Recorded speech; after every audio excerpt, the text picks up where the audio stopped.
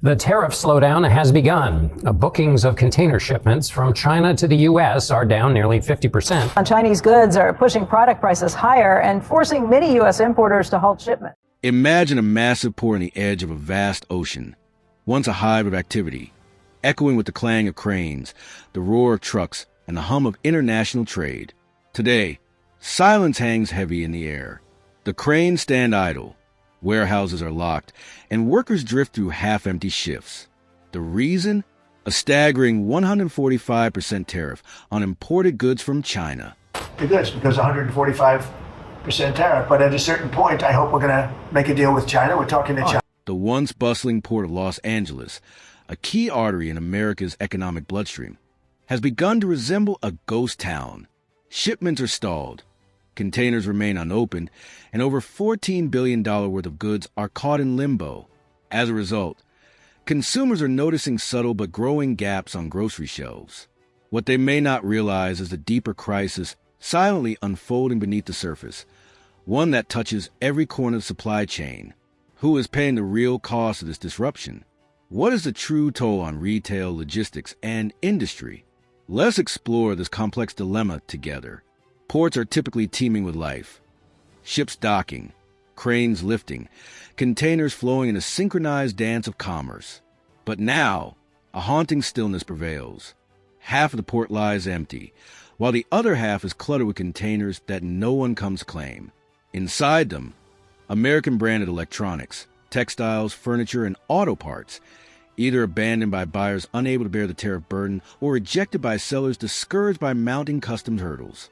The Port of Los Angeles, a vital gateway for Chinese imports, now sees rows of idle cranes and unclaimed cargo.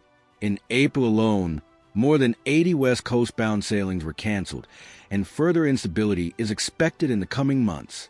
On the Chinese side, export terminals are overwhelmed, containers stacked like forgotten shopping carts. Some ships bypass U.S. ports altogether. Others float at sea, awaiting unclear instructions. Authorities warn a possible 35% decline in cargo volume, worse than the dip seen during the COVID-19 pandemic. This isn't merely a slowdown, it's a freeze. Global shipping giants are reducing routes or sending out near-empty vessels. The long-predicted supply chain crunch has morphed into something far more alarming, a supply chain recession. Many believe this chain reaction was triggered not by market forces, but by politics. The abrupt and steep rise in tariffs has paralyzed a logistics network still recovering from the trauma of the pandemic. In China, production lines halt or slow, factories see cancellations, and some face closure.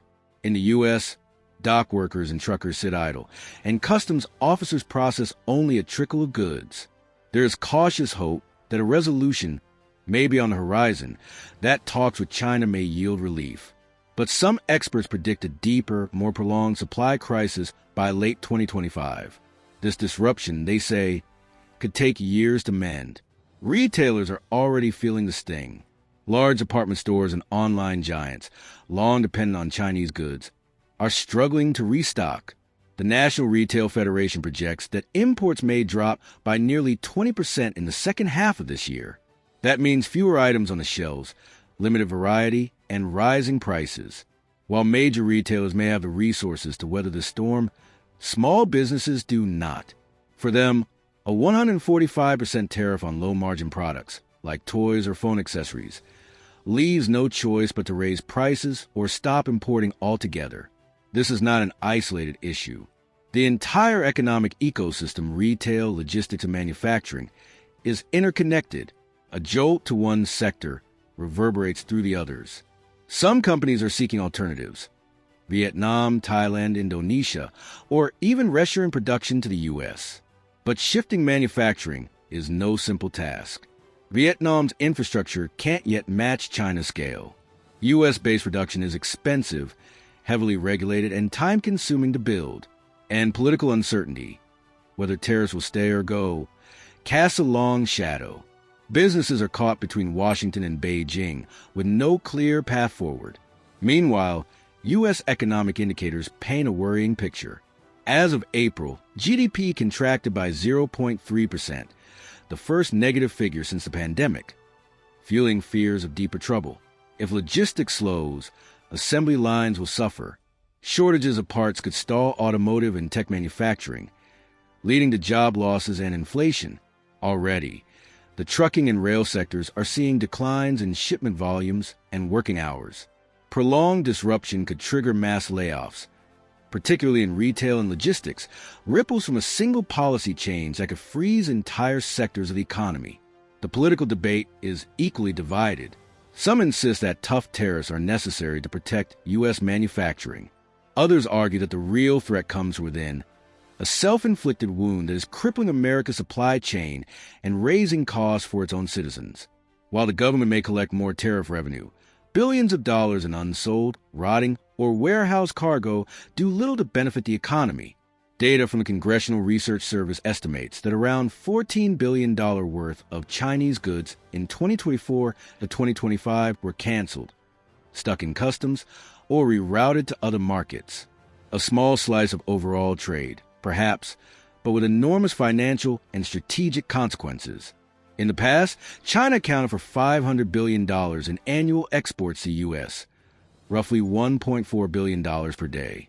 Now, even a 2 to 3% disruption amounts to billions of dollars in lost trade, hundreds of thousands of stranded containers, and tens of thousands of workers left in limbo. Some containers remain offshore. Others are stranded in U.S. ports, unclaimed due to high customs duties. Some cargo was never shipped, as Chinese manufacturers turn to other markets. All of this points to a deeper reality. The U.S.-China trade war is not merely about tariffs. It is a stalemate with no clear winners. The U.S. hopes to decouple from China and diversify its supply base. That may prove strategically wise in the long term. But in the short term, the lack of equally capable manufacturing hubs means higher costs, fewer goods, and greater uncertainty. On the Chinese side, the pain is also real. Factories are reducing output, and unemployment, especially among youth, is rising. Official figures peg it at 5%, but independent estimates suggest double that. China's pivot to domestic consumption and regional markets may eventually offset some of these losses, but the path is not guaranteed. Ultimately, we are witnessing the breakdown of a global trade model built over decades. What once connected continents in a seamless flow of goods is now riddled with political walls and economic mistrust. The ghostly stillness of America's ports, the empty shelves in stores, and the abandoned containers represent more than lost cargo. They are symbols of a world rethinking how it trades, produces, and consumes. Is this $14 billion trade disruption a passing storm, or a harbinger of deeper transformation? Will China recalibrate and return to full-scale exports? Or will it chart a new path, leaving the U.S. to pay more for less? We invite you to share your thoughts in the comments. Don't forget to subscribe to our channel, turn on notifications, and like this video to help grow this conversation. Until next time, stay informed.